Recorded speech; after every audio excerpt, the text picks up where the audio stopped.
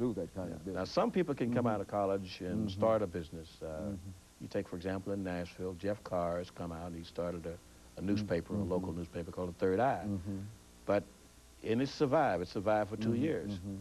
But the question is there a plan for the organization to survive for 20 years? And it doesn't have a lot of advertising, but he's done a good job.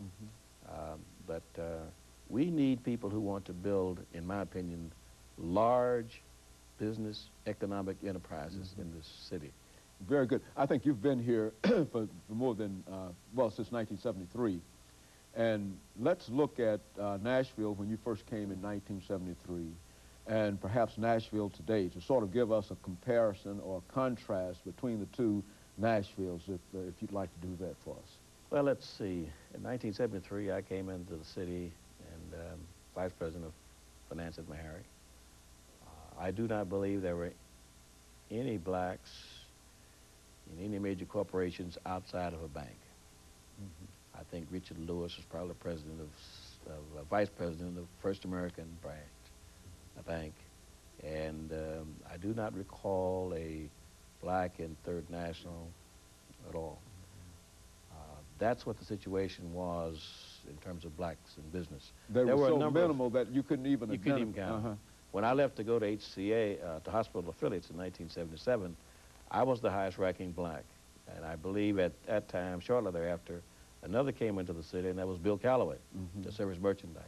For years, we were the only blacks in major corporations in the city. But today, I see a significant number of blacks in key positions. And I think this is caused by, number one, the Saturn investment. Brought a number of blacks, financial people, engineers who run the plant. The number 3 man at Saturn at one time was a gentleman who was black who headed one of the plants out there. I see Third National, First American, all of them have put prominent blacks in key positions. Nations Bank has a senior vice president, Mr. Lawson. So I see now more blacks involved in corporate America. The Chamber of Commerce itself has been restructured. Used to be that there was generally a token black who would serve 1 year's term. Now we have maybe 4 or 5 who are on there for 3-year terms, which means they have more time for substantive input into the business community. I just see significant changes for blacks in Nashville. And I think all for the good. It has not been easy. I think if Kelly Miller Smith could see this today, I'm sure he'd be very proud, but it has not been easy, but it has been very, very good and positive. It's good for our image. I believe the fact that we hosted the NAACP convention here with about 15,000 people coming into the city, it was a big plus, and I believe that that's going to be that more visitors are coming to the city and not looking upon us exclusively as a country music city. All of these things are very positive for us. To me, it's the right climate for business investment, particularly by minorities. Examples of that are Roland Jones.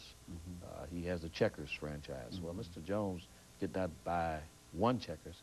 He got the franchise for Checkers for Nashville, Tennessee.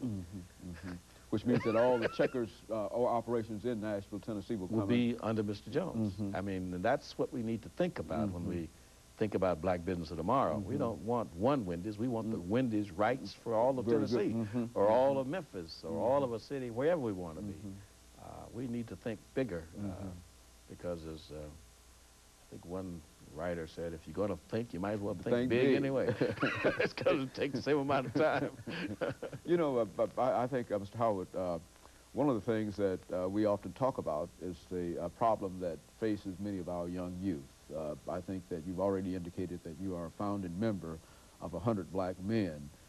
Let's talk about that organization and how that organization sees the problems that many of our young people face. The 100 Black Men was formed a little over a year ago, and it's formed in Nashville with one purpose in mind. It's to focus on the young black men, particularly in schools.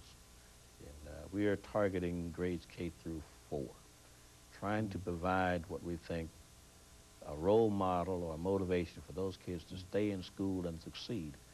I'm not saying that it's not appropriate to talk to high school students.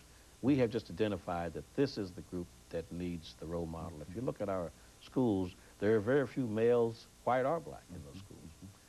And to walk into these schools, and in my experience, to teach in the first grade, has been very, very rewarding. I look forward to my one day at Ross Elementary School when I go in and the students, I teach them reading and arithmetic, or whatever the teacher wants me to do. It's very, very rewarding. And I think we need to do this. But let me talk about black youth. I think our problem with youth today is something that we allowed ourselves to get caught up into, and that is not disciplining in our youth.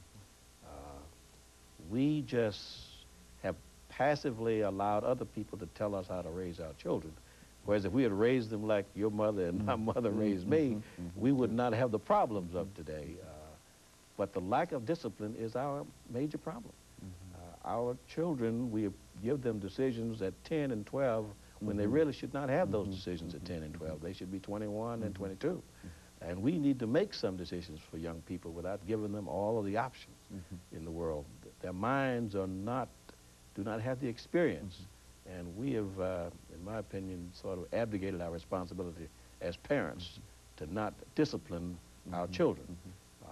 We want the school to do it, we want the church to do it, we want everybody else to do it, but we are the ones that are ultimately responsible for it. And I think that that's one of the problems that I find in our school. We walk away from that responsibility.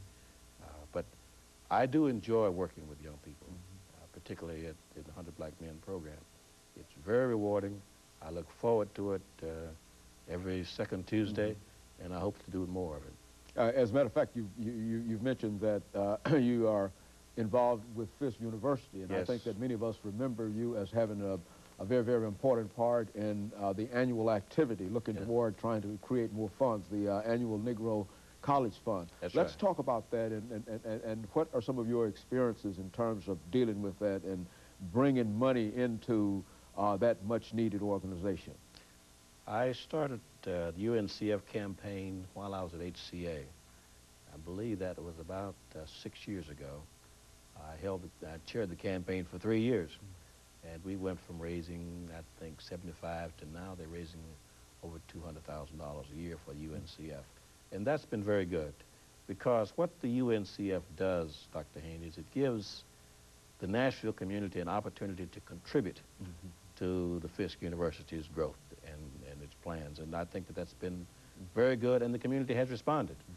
We're hoping to raise around $250,000 to $275,000 this year, and because that vehicle is there, a national vehicle in which we're just a part of, this affords the business people in Nashville to do something positive, because, as the slogan says, a mind is a terrible thing to waste.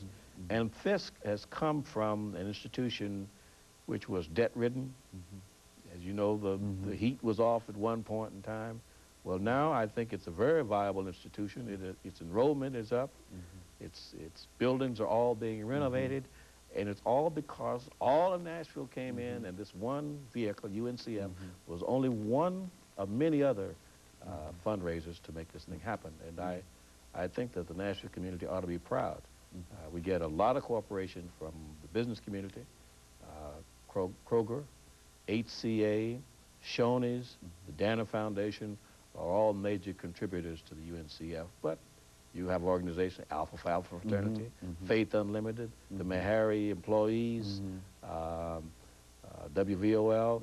All of these are also contributors. I mean, every little bit helps in terms of education. You cannot give too much to a private institution, because it doesn't get any money from government like TSU or other UT. It has to get all its money from private sources, and I think that that support by Nashville gives us has been very, very good. As a matter of fact, your president, Dr. Punder, was on our show a couple of weeks ago, and he talked about some of the things in terms of education, and I would imagine in terms of trying to bring greater financial support.